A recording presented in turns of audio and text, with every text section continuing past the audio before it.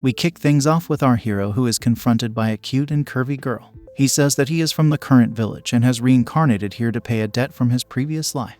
The curvy babe doesn't seem to get his intentions, and then our hero says that his hands will be more than enough to get the job done. We soon realize that by this, he means he is going to fight the cute girl, whose name seems to be Lakshal, also known as Laka. She is confused by what our hero is saying, especially when he says he won't need any weapons to complete his task. Anyway, since the boy has decided to show off his strength, she decides to take him on as her opponent and test the power of his fists. This kicks off an intense battle, and the girl charges at him with all her might. It looks like things are going to get interesting, but our hero wins the match simply by using a trick that rips the girl's clothes. The true winners here are his intrusive thoughts, but it's time to go to another scene to get some context. We see our hero in the middle of a void space, and he wonders where he has reached. Suddenly, he hears a voice asking him if he's finally awake. Naturally, this scares him, but when he turns around to see who it is, he is shocked to find a cute and curvy girl who is prettier than anyone he has ever seen. She has an hourglass figure, shiny silk hair, and the beauty of something made from CGI.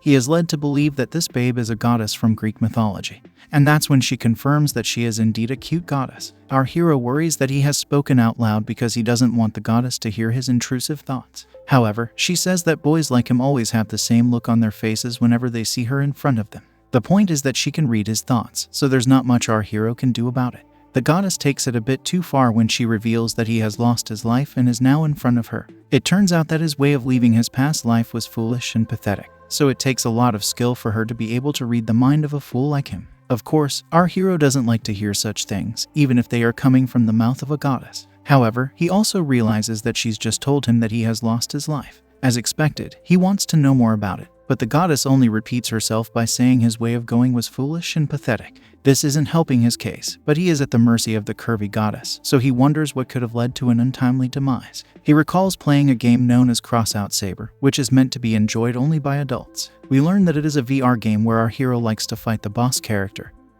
whose name is Laka, just as we had seen earlier. He seemed to like Laka so much that he would keep fighting her to hone his skills. However, it looks like he stepped out of the playing zone, which means he went from virtual reality to actual reality. As a result of him letting his intrusive thoughts take over, our hero banged his head against the wall, and that's what led to his ultimate farewell. The goddess seems to be having fun while saying this because she wants to tell him the state of his body when he passed away. Basically, since he was about to do unspeakable things to Laka, our hero did not go in a decent way and left the backside of his body exposed for everyone to see. It was very hilarious to the goddess, but it turns out that even our hero's parents couldn't stop laughing when they saw his body in such a state. As a matter of fact, even his relatives found it hard to hold back their laughter at his funeral. As expected, this is rather embarrassing for our hero, but there's nothing he can do as the damage has already been done. He falls to the ground and says that he has brought great dishonor to his life, but the goddess is cheerful and tells him that it doesn't matter since he is not alive in that world anymore. He wishes to pass away again, but the goddess only continues to mock him with a cute face. Anyway, she's done with playing around, so she finally reveals her name to be Ina, who is the boss of this heavenly place. It is her job to send miserable people like our hero to a much better place, but her tone clearly suggests that she does not think too highly of him. Ina is not as bad as she seems though, because she offers to reincarnate our hero into another world. What's even better is that this world will be the same one that exists in the VR game that he loves to play so much. He can't believe what he's hearing, so he asks if the goddess is referring to Crossout Saber, and she confirms, much to his delight. Ina also says that he will be given some benefits to an extent so that he can survive there. Our hero realizes that there is only one skill that he needs if he is being reincarnated into this world, so he asks the goddess to give him the power of taming. Ina doesn't seem to have a problem with this, and she says that the tame skill is actually the core of the game itself. This is because taming anyone would mean making them obey your every command while also being happy about it. It's very rare as well, but Ina is a goddess, so she can do whatever she wants. With that, she grants our hero the taming skill, and he becomes determined to live the life he has always wanted to. Now, we finally learn that our hero's name is Wayne, and he finds himself in a rather odd situation. Ina throws herself into his arms and calls him Mr. Reincarnated Soul for some reason. She also says that she's here to see him as she had promised earlier.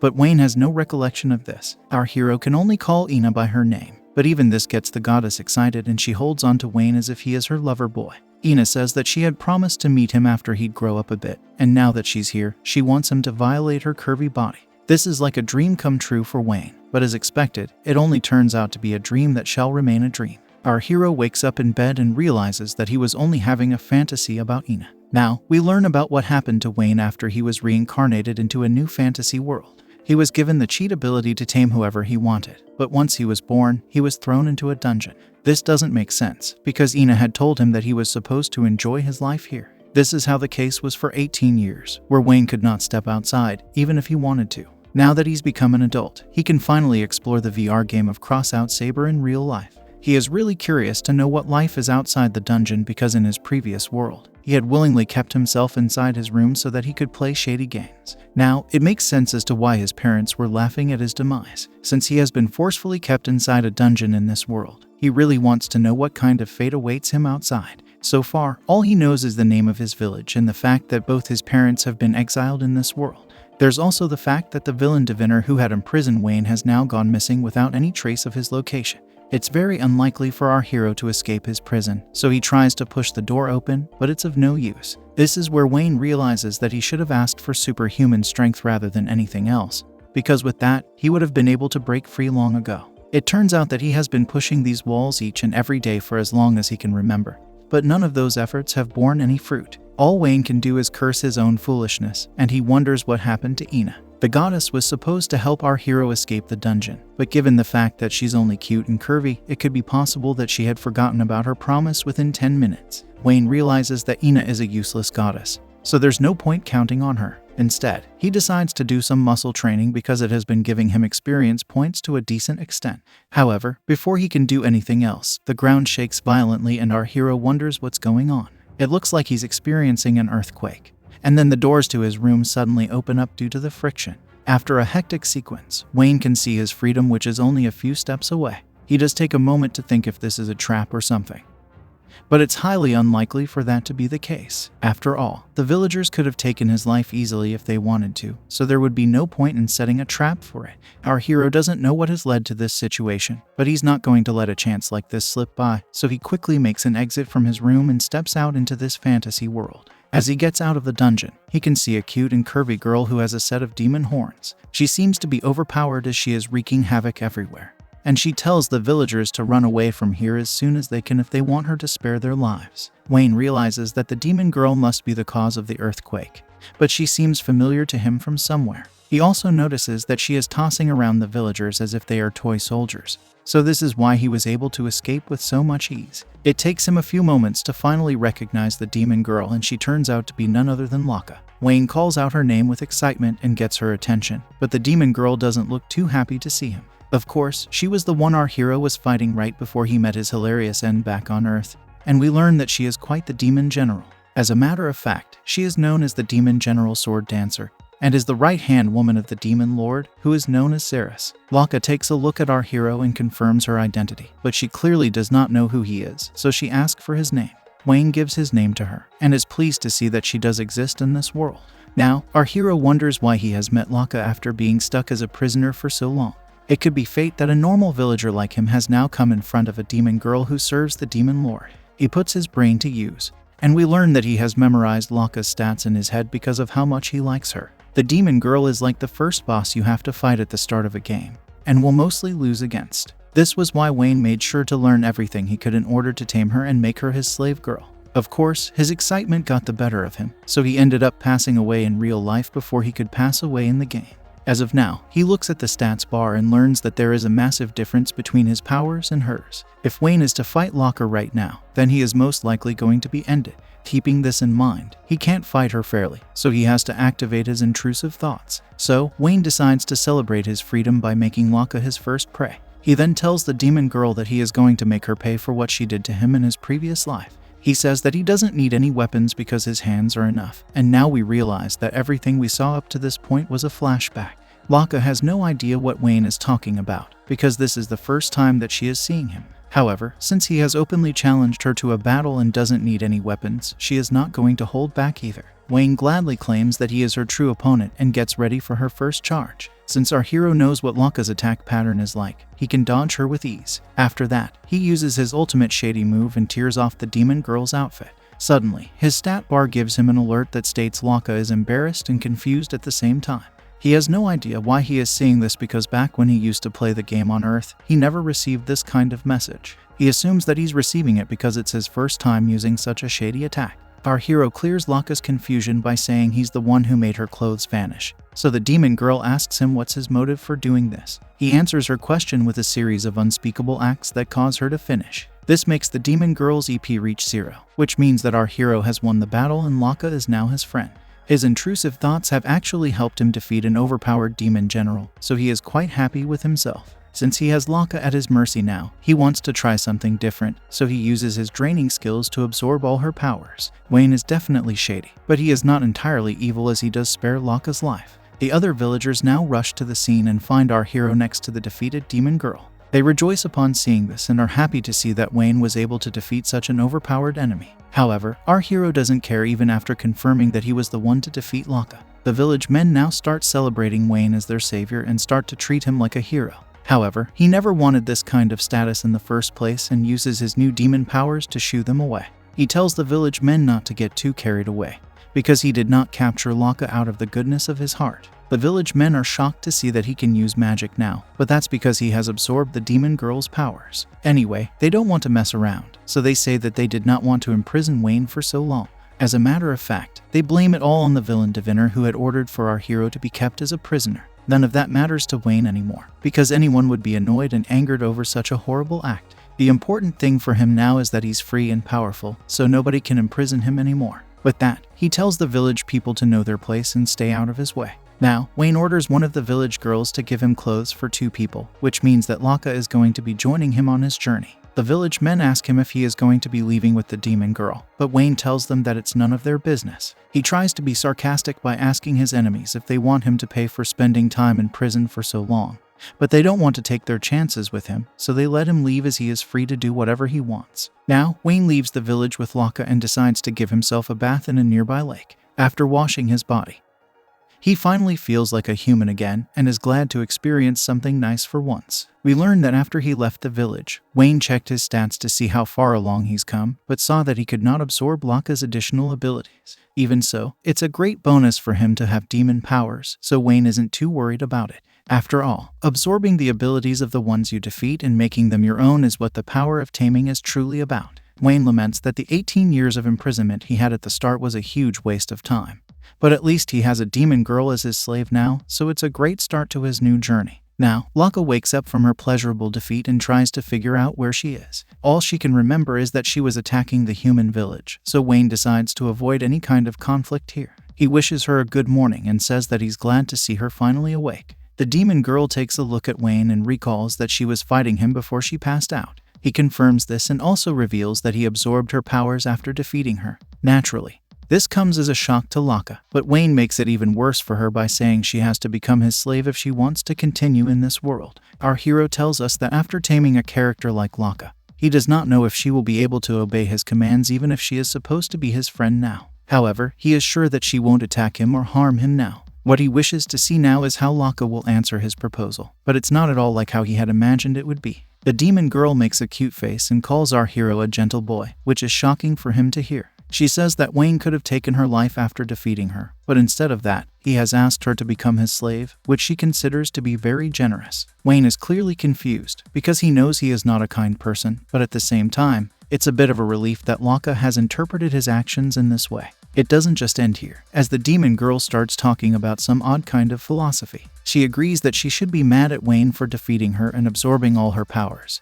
But at the same time, she now has a chance to improve herself since she has to start at level 1 again. She even goes on to say that she has been struck by the whip of love, but Wayne is convinced that she is too positive to be a demon girl. To make matters even more hilarious, Laka offers to become Wayne's slave out of her own free will as she wants him to make her his own. Our hero finds it scary that Laka has given herself up to him so easily, but this is just the start as she approaches him with shady intention. She tells Wayne that she does not have any experience, but she is ready to put in her best efforts to offer pleasure to her new master. The demon girl says that Wayne can do whatever he wants to her, and it makes his intrusive thoughts run crazy. However, before he can switch to demon mode and act on his shady intentions, Wayne is left high and dry by his slave girl as she remembers something very important. She says that she is in a tricky spot, so Wayne should get out of the lake and listen to her quickly. Our hero has no other option but to do as she says, and he comments that she is a useless girl in a lot of ways. He wants to know what has happened, so Lakshal says that she has to go back to her master, who is the demon lord Xeris. Basically, she has to explain everything that has happened so far, and we learn that Xeris is actually a girl. It might be that she has assumed Lakshal to have passed away and is planning revenge right now. This is why the demon girl has to go back to her master in order to calm her down and stop her from destroying every town in the world. Wayne realizes that it's important for Lakshal to go meet Xeris even though he is her new master. However, he is a bit shocked to learn that the demon lord of this fantasy world is a woman. On top of that, Lakshal says that Xeris is a polite and sweet girl as well. This does not make any sense for a demon lord, but Lakshal maintains that Xeris is a polite woman even though people call her a scary emperor. Wayne sees some truth in what his slave girl is telling him, and now he realizes why Xeris is a girl, since he is living in a world that is set in the VR game he was playing. It will also have the same emperors and demon lords. Since Crossout Saber is a game for adults, it's only natural for it to be filled with cute and curvy girls everywhere, even as the villains. The reason for this is to allow him to do shady things to them for getting in his way. Wayne has figured out what he needs to do, so he tells Lakshal that he will go with her to meet Xeris. However, he is mindful of the fact that he might have to fight the demon lord if things don't go well between them. Lakshal doesn't seem to have a problem with that, but our hero feels a bit nervous even though he had easily defeated his slave girl not too long ago. Wayne is now sure that there is something wrong with Lakshal's head, and he gets further confirmation when she says that she wants her new master to give her old master the same kind of pleasure. With the new mission decided, Wayne takes Lakshal in his arms and they fly off to the demon lord's castle. Our hero can now spread wings like a bird, and he looks quite graceful while holding his slave girl like an alpha male. Soon enough, Lakshal can spot the castle, so she tells Wayne about it. Our hero takes one look at the castle and can sense something odd. After all, it's in the middle of the mountains and has giant walls all around it.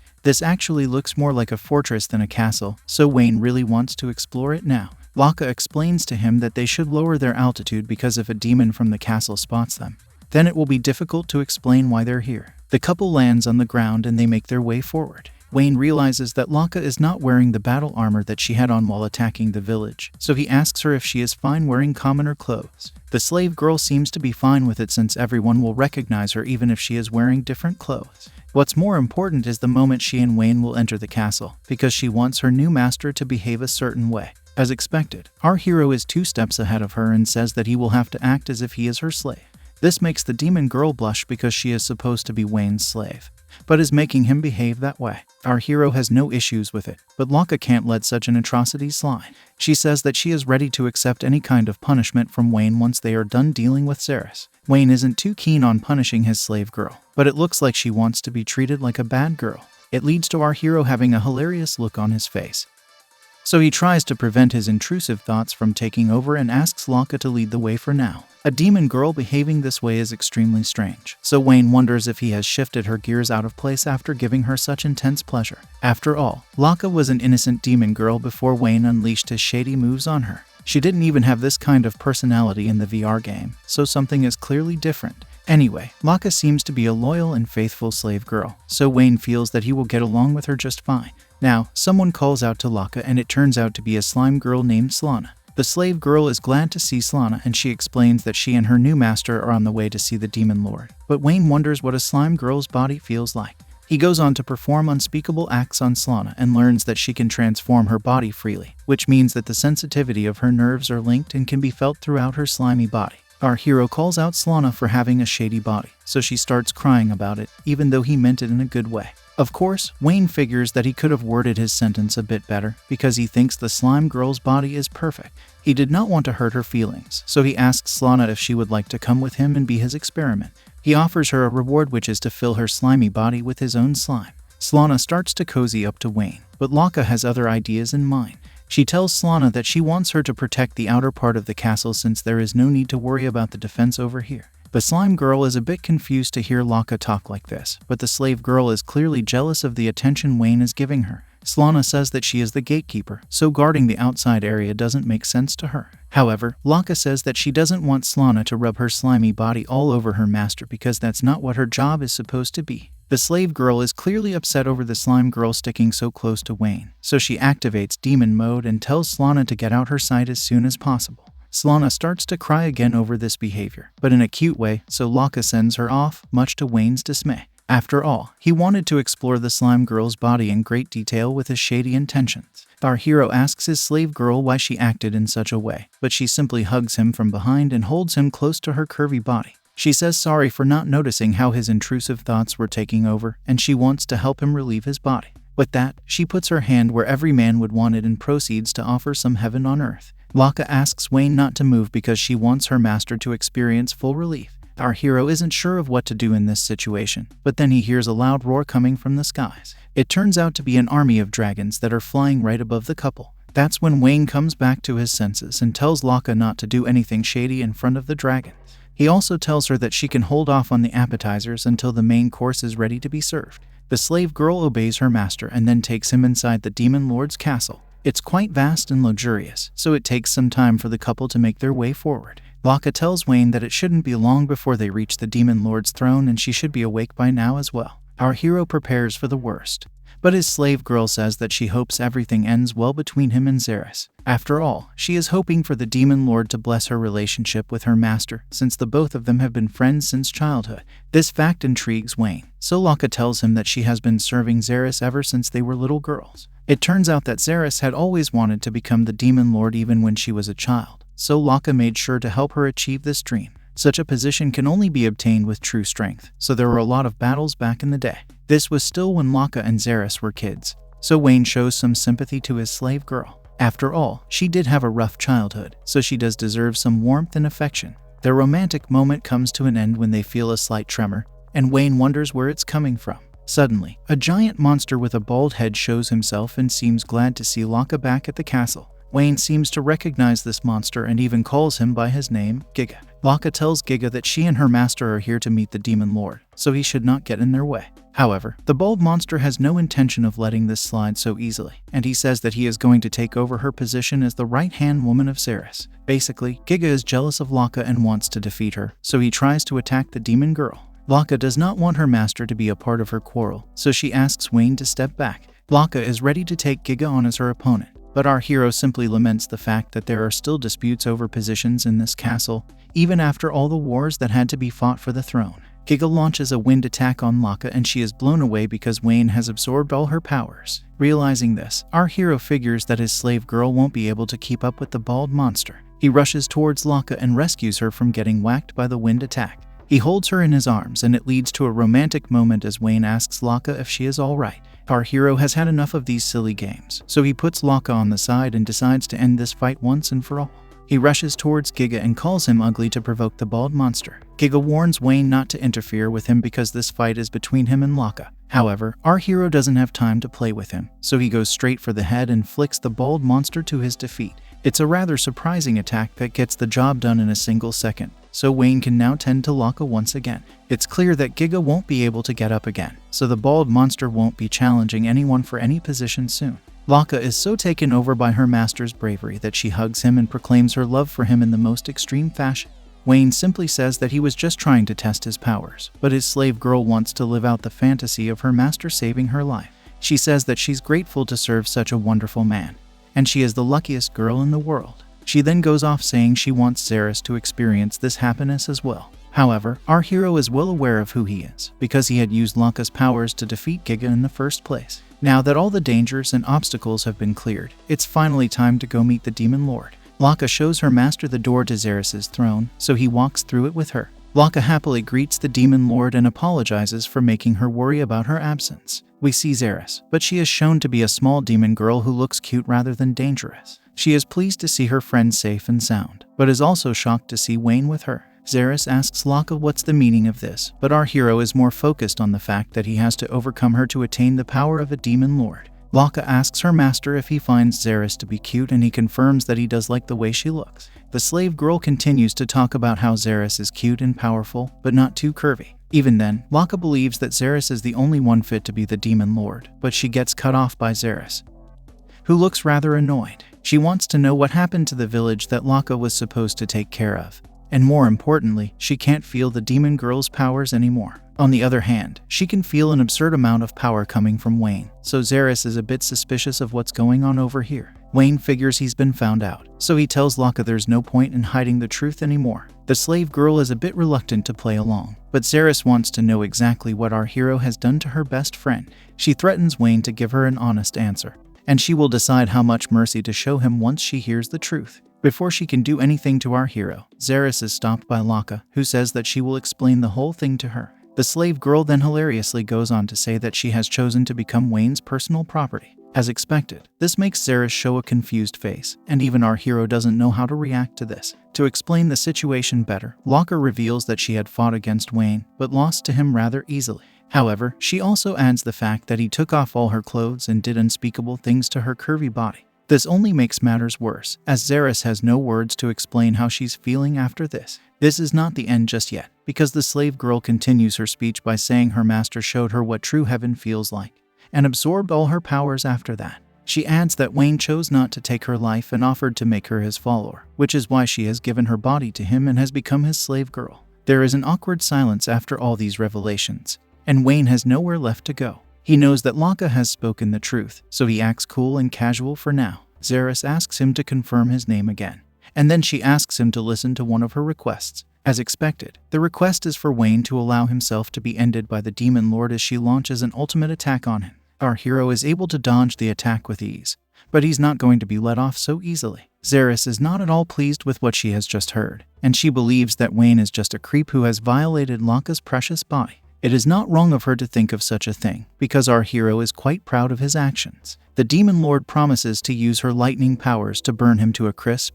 and an intense battle gets underway. Wayne picks up Locke and takes her to safety, but also asks her why a small girl like Zeres is being so crazy with her powers. The slave girl has no idea why her old master is being this way, because she only knows her as a sweet, cute girl. Clearly, this was not the correct assessment of her character, and now Wayne has to take care of the Demon Lord. Locke insists that there must be some kind of misunderstanding, so she asks her master to allow one more chance for her to explain everything to Zeres. Our hero doesn't have time to take such a risk because his slave girl has already explained the whole situation to the Demon Lord, and that too, in great detail. Zeres is angry, but she still looks cute thanks to her petite body, so Locke asks her once more to stop with her attacks. The slave girl repeats that she was not violated by her master, but rather received a love that she has never received before. Zeres is not going to listen to any more stories of love, so she tells Locke to stop with her nonsense. The Demon Lord is ashamed to see how her right-hand woman allowed her flower to be plucked by a commoner boy, so Locke tries to apologize for her actions. However, she also says that she was not able to resist the charm that Wayne brought with him, coupled with the kindness he showed by sparing her life.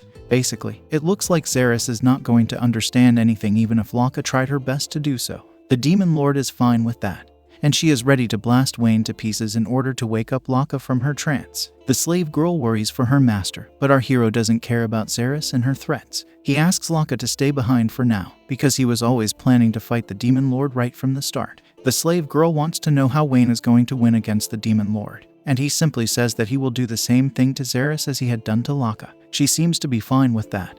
And then the encounter begins. Wayne knows that he won't be able to launch a frontal attack by using Locke's powers, because Zeres will be able to counter him. He needs to find a way to use his taming skills, so he gets to work and forms a plan in his head. The Demon Lord calls out to Wayne and says that it's too late for him to come up with any sort of strategy. Suddenly, there are spider webs all over the place, and Wayne becomes a bit confused upon seeing this. That's when Locke explains that these are actually threads which Zeres had inherited from the thread demon Alkin through his blood. This is a cause for concern, because our hero knows how useful this skill is. Zeres can sense her victory coming soon, and she challenges Wayne to take her on instead of just standing there. However, Wayne doesn't want to act on impulse, so he confirms with Locke that Alkin is a hybrid monster who's half man and half spider. Since Alkin can produce threads through his fingers, even the Demon Lord will have the same ability.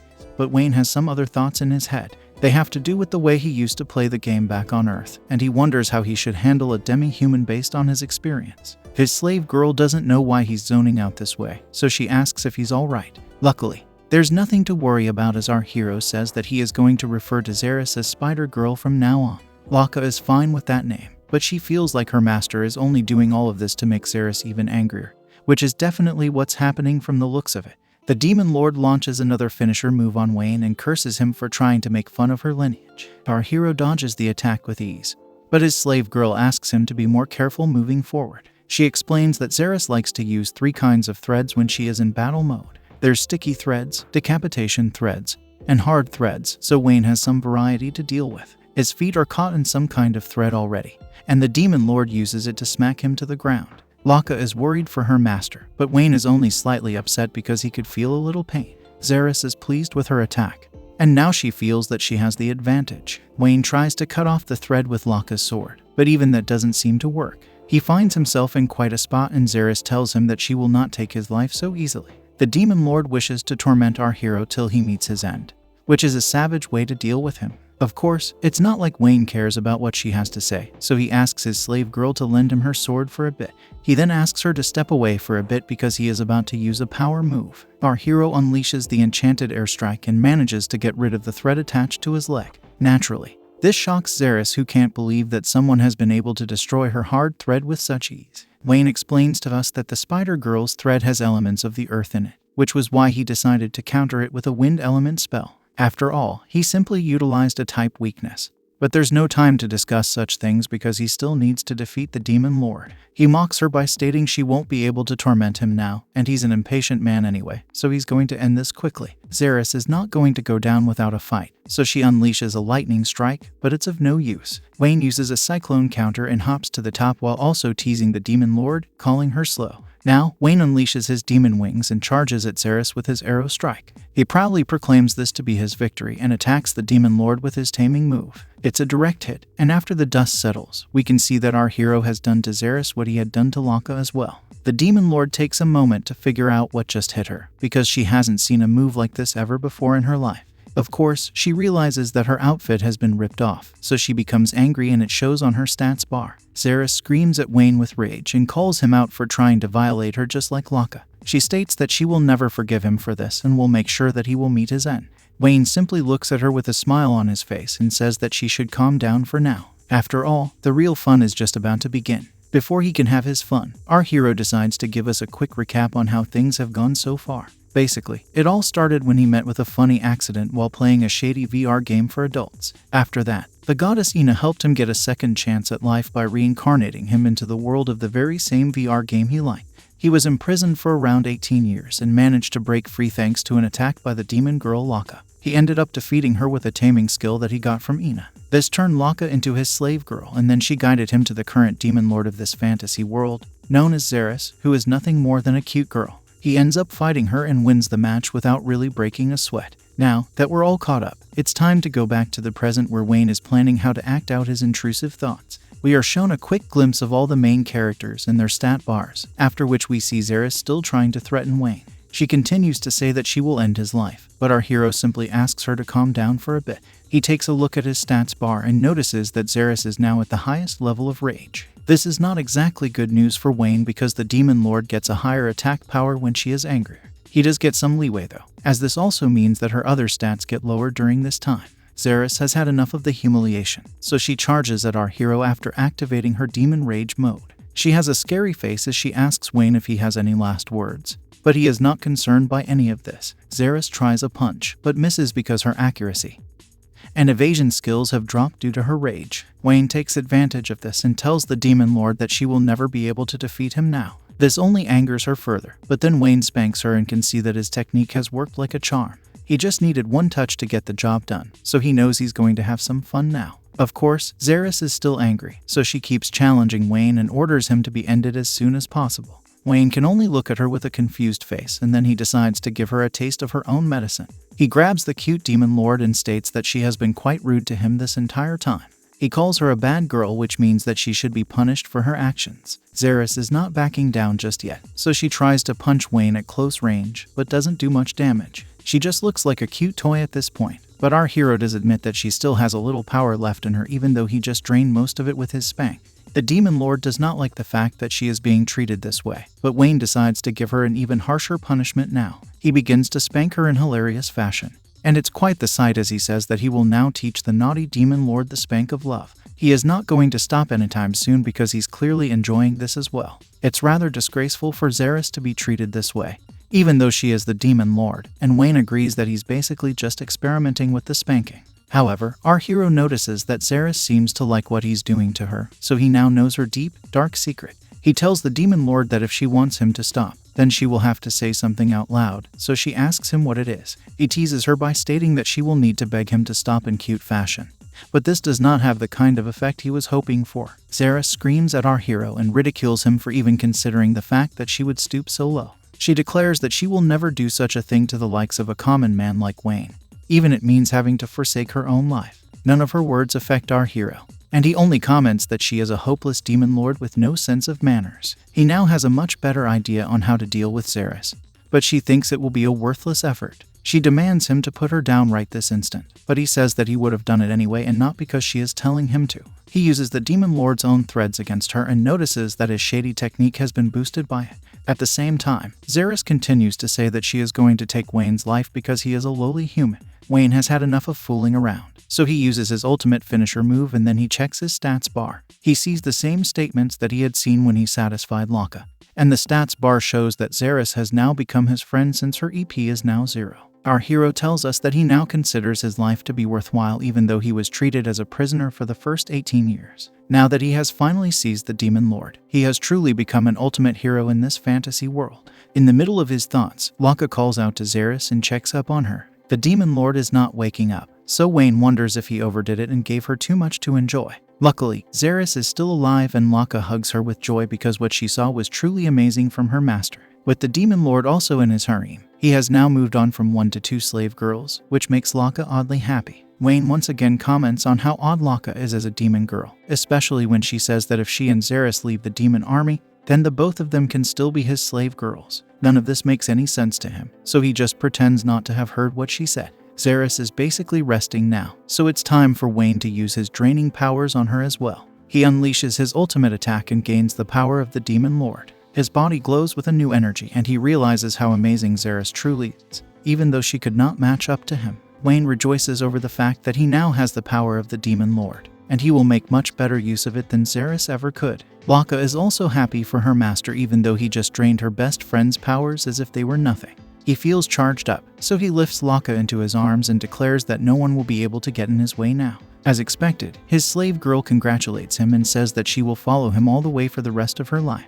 The couple is happily enjoying the moment, but then we see that Zeres has woken up from her defeat. She calls out to them and says that she can't use her powers anymore. Wayne is surprised to see her awake so soon, and the demon girl admits that she never knew a human like him could absorb her ultimate powers with so much ease. Wayne acts cool as a cucumber and tells her that the system works this way with him. He also tells her that she is his slave girl now, so she better get used to following orders. He mocks Zeres and says that she won't be able to do what she wants anymore. At the very least, she won't be able to attack him anymore since she is now his slave girl. Zeres has to come to terms with reality, because her body is not responding to her, but she still can't understand why this is happening. That's when Laka hugs her and says that she has fallen in love with her new master just like her. Of course, the demon girl does not want to admit this, but it's the truth. Zeres is angry, so she asks Laka why she allowed herself to become the slave of a shady boy with intrusive thoughts running all over his veins. Laka simply says that there's something more important than pride, and it's known as love. Of course, these are just her own intrusive thoughts coming to life, and she says that it's wonderful for her to feel such a thing for the first time. Zeres is totally dumbfounded. And even Wayne doesn't recall telling his slave girl anything about love. How is our hero going to make use of his new ultimate powers? Is he going to enjoy shady acts with both Laka and Zeres now? Like, share, and subscribe to find out in the next video. Hit the bell icon to get notified when I upload. Now that our hero has managed to conquer 2 slave girls, he is on top of the world. However, Zeres wants her powers back, so she demands her new master to transfer her skills. She feels that if Wayne could absorb her powers, then he can give it back as well, but that is not the case. Our hero tells his new slave girl that he can't give the powers away, but he can freely allocate them amongst his slave girls. Basically, this means that he can choose the girl who deserves to get the right skills as per his free will. Hence, Wayne can create the perfect waifu, which is the ultimate fantasy for every boy in the world.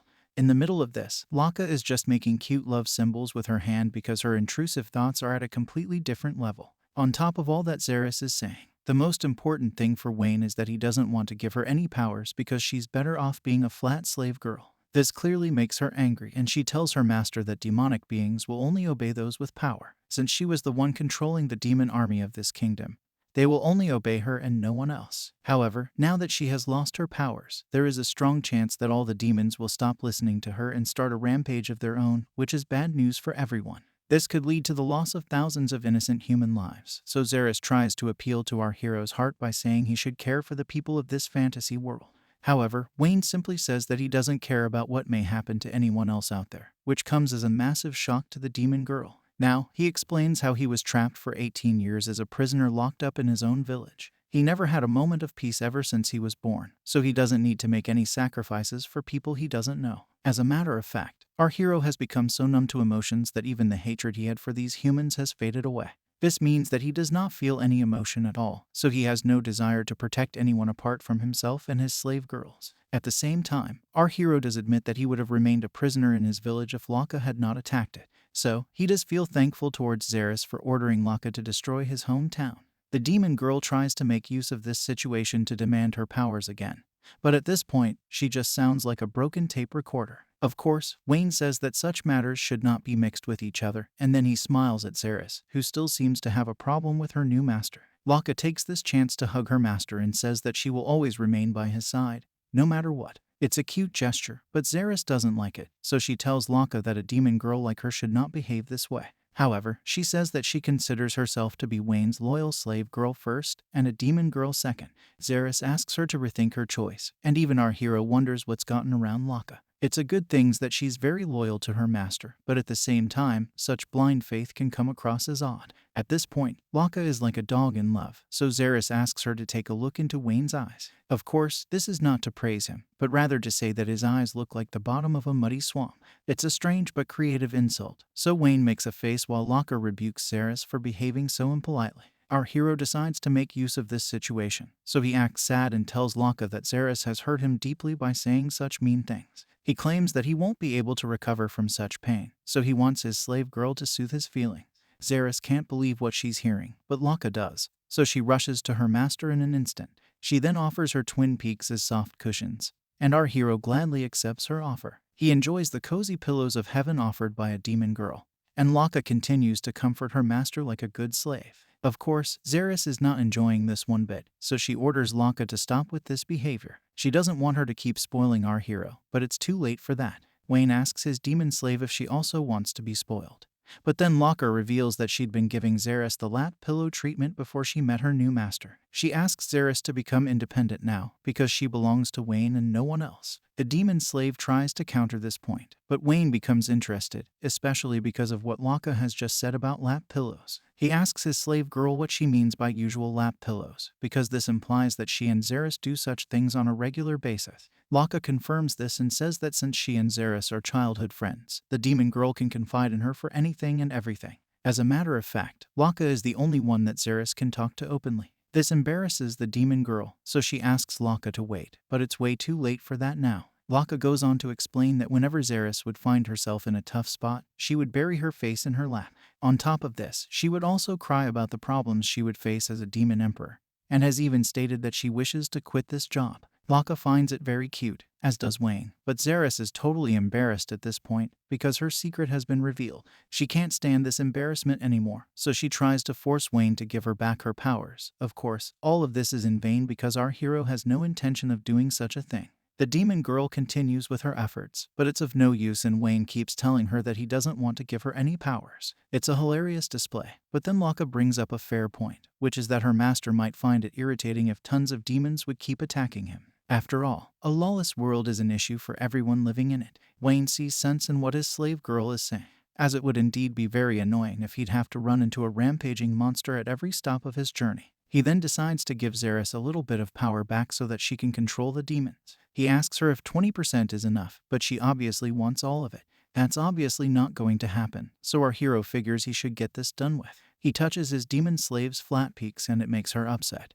But he reasons that he needs to touch something if he has to transfer power back to her. That's technically correct, but he doesn't need to go for a particular body part, so Wayne is just being naughty here. He proceeds to give Zeres 20% of her original level, which is 40. Now that the process is completed, Zeres figures she might as well make do with what she's got. While she's at it, our hero also decides to check out his own stats to see how far along he's come. Wayne opens up his stat bar and notices that he's gained skills like lightning, darkness, gravity magic, and auto MP recovery as well. He then comes across a skill known as Mind's Eye, which is something he's never heard of before. Wayne believes he's gotten this skill from Zeres, so he should ask her about it, but then he notices something odd. His shady technique has broken all records and reached a completely new level, which should be impossible, as it was maxed out when he acted on his intrusive thoughts with Laka. Not only is his HP over its max value, it seems as if there has been some kind of change to the rating system.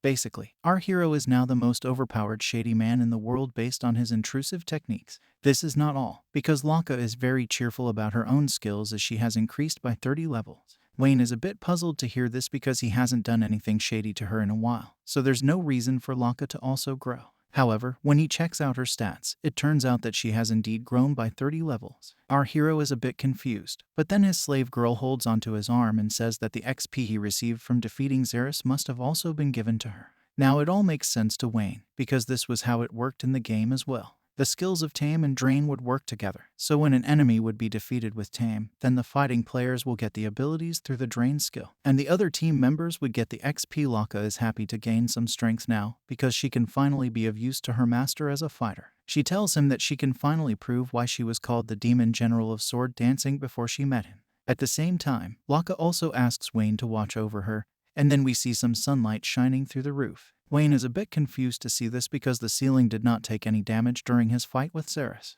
That's when Zeres states that they have a visitor, and it turns out to be none other than Ina. She tells our hero that it's been a long time since they last met, and even cutely calls out to him saying that she is finally here to see him. Of course, Wayne can only look at her as the goddess who reincarnated him into this world.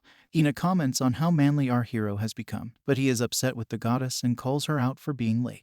After all, she was supposed to help him when he was being held as a prisoner, but she is only coming to see him now. Ina is a bit confused and doesn't know why she's being shouted at, even though it's very obvious. Anyway, the goddess hugs Wayne and covers his face with her own twin peaks, so he is now covered in heaven from an actual angel. Ina is happy to see that Wayne is all grown up now, because she was expecting to find him at 8 years of age. None of this makes any sense to our hero, so he asks the goddess if she actually knows how to do her job. She goes on to explain that time passes by rather quickly for her since she's been alive forever. Ina believes this was nothing more than an unfortunate accident, but Wayne is not too relieved to hear that. He goes on to say that he has turned 18 today and is now an overpowered slave master. This is good news for Ina, because 18 years of age is very convenient for her and her shady intentions. She hugs our hero and even calls him Wayne-sama, after which she asks if they should pick up from where they left off last time.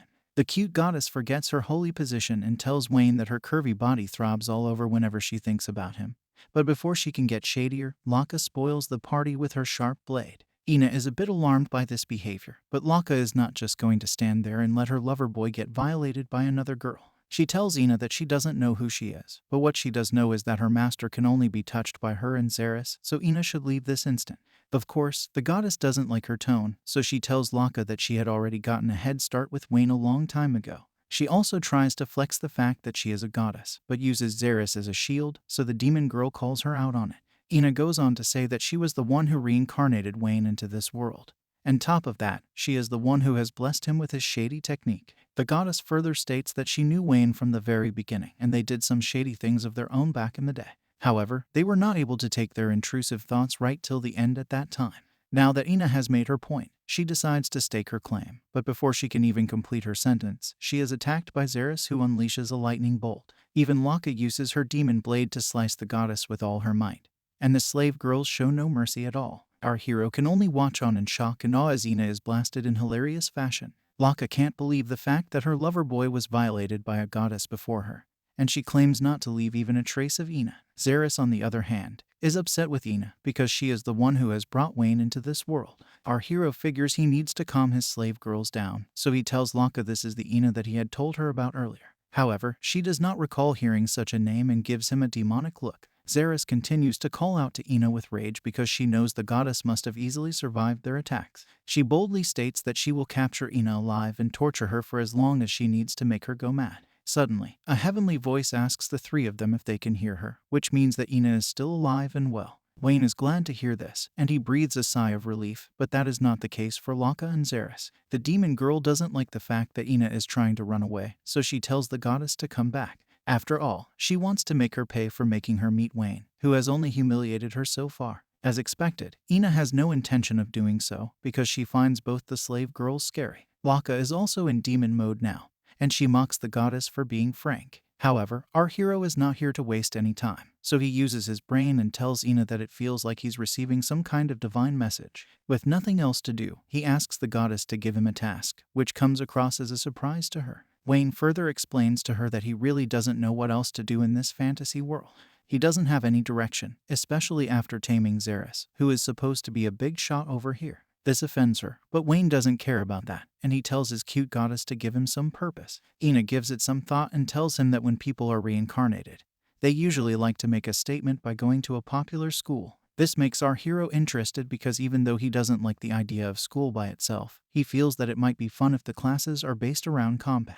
Xeris is confused upon hearing this, because if we were to consider Wayne right now, then he is too powerful to learn anything at a school. However, our hero counters his demon slave by saying he wants to go to school because of this exact reason. He wants to enter a school and enjoy the feeling of dominance over everyone else over there. After all, he will simply ace all his classes while all the other students will look at him with envy and jealousy. Xeris is not on board with this kind of idea because it's not the best use of Wayne's powers. However, Laka loves this idea as she wants to see her master attract attention and draw in as many people as possible. This way, he will be able to build a large network and almost become like a king in the school. She hugs her master and says that he's amazing for being able to think so far ahead into the future. Of course, this was not what our hero had in mind, and he laments that Laka interprets everything he does in a way that makes him look good. He is obviously thankful to her for it, but Xeris continues to be a stubborn brat. All of this is fine, but Wayne has one more question for Ina. He tells her that his limit for shady techniques has gone over the maximum limit that was given to him at first.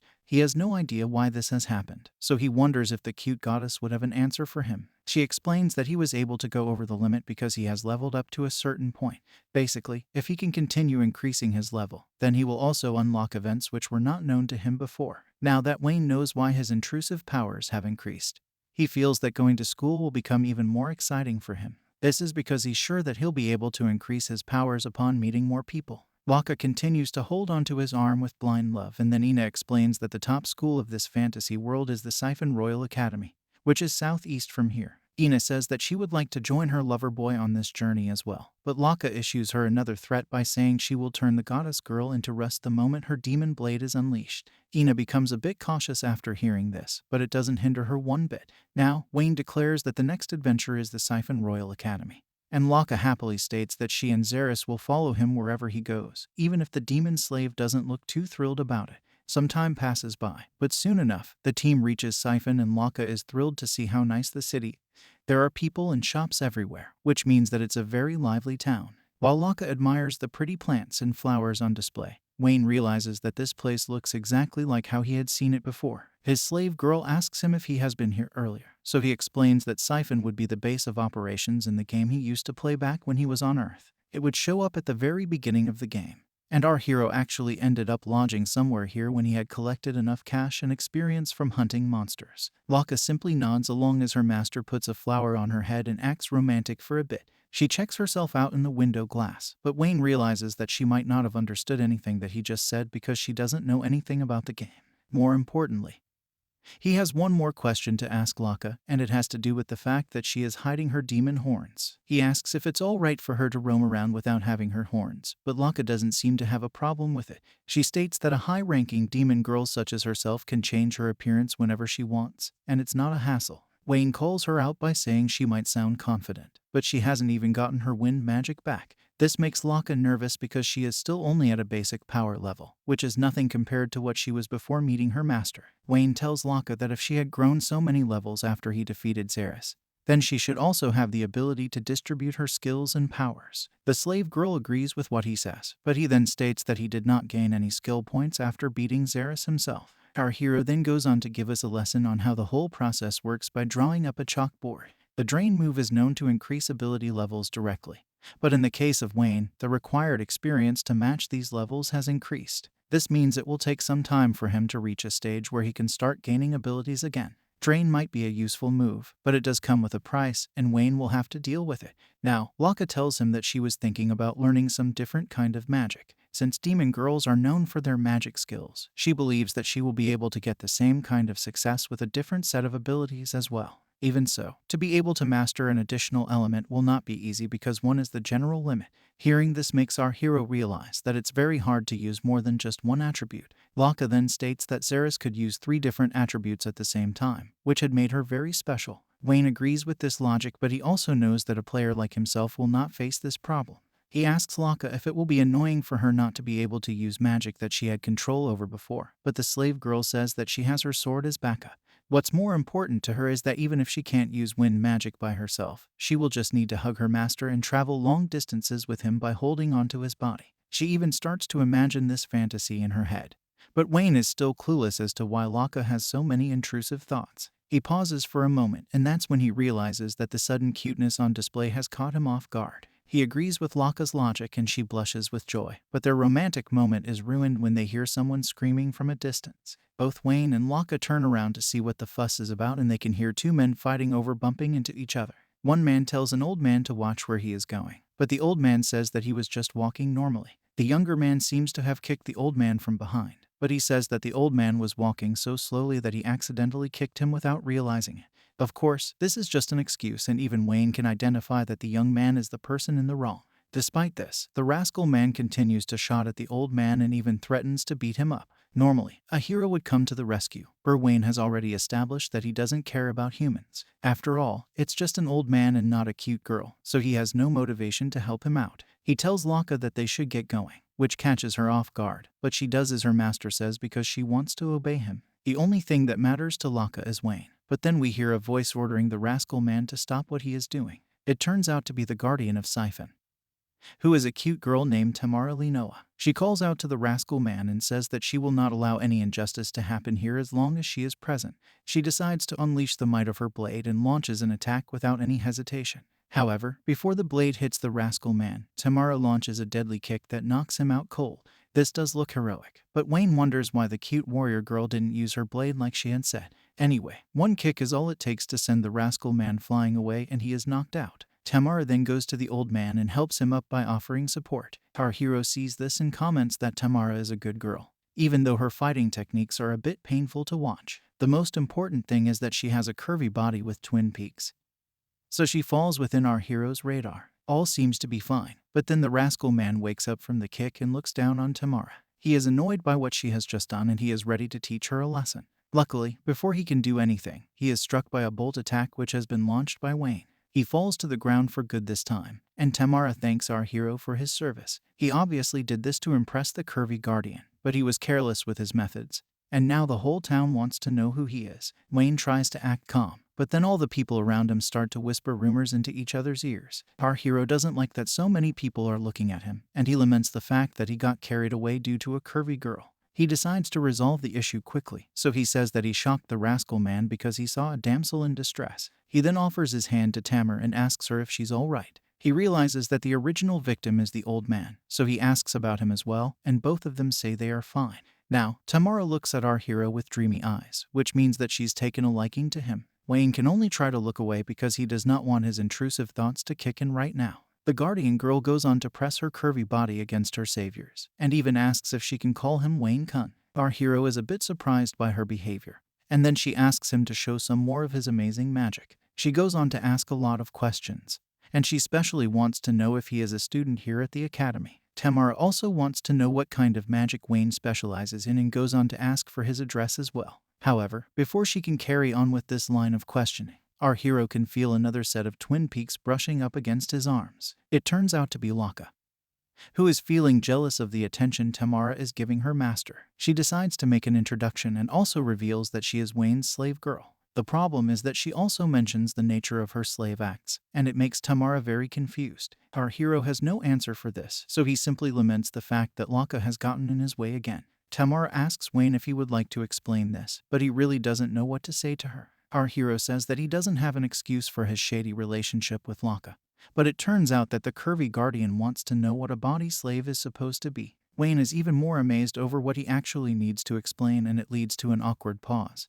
But then Laka takes Tamara away to explain all the shady things she does with her master. We can see that the curvy guardian is shocked by what she's hearing, and our hero also states that Laka is telling her things that she doesn't need to know. However, it's all true, so he can't really complain about anything for now. Laka gets done with her explanation, And then she tells Tamara that she and her master don't have any time to waste as they are here to enroll at the academy. Wayne tries to get his slave girl to calm down, but Tamara does not take any offense and says that the couple can save time if they come with her. Wayne doesn't understand what she means by this, so he asks for more clarity, even though Laka wants to get away from her. This is when Tamara reveals that she is actually a teacher at this academy. This obviously comes as a shock to both our hero as well as his slave girl, because Tamara looks too young to be a teacher. Now, we move to the Siphon Royal Academy, which looks very expensive and royal. As a matter of fact, Wayne even comments that Ina was telling him the truth about the academy being proud of the fact that it is so costly. Now, our hero and Laka are able to enter the academy with ease thanks to Tamara and her guidance. The curvy teacher explains that the school has a lot of departments which are backed by state-of-the-art lessons.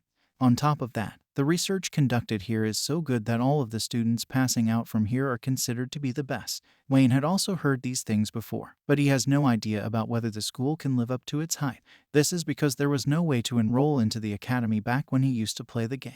The details are a bit fuzzy to him, but then he gets distracted when he sees all the students whispering to each other and then greeting Tamara with a lot of passion. Wayne realizes that Tamara must be popular with the students because of her curvy body, and even Laka is getting a lot of attention as she is also a total babe. He realizes that he's just standing between the both of them, so everyone must be thinking that he is some kind of player. His intrusive thoughts kick in and he starts imagining some kind of twisted fantasy. But then Tamara asks him what his goal in life is. The possibilities are endless as he can choose to become a knight, an adventurer, or even a sorcery researcher. Wayne takes a moment to think about it, and then he states that he just wishes to live in freedom. This somehow makes sense to the curvy sensei, and then our hero ponders about taking up a regular job.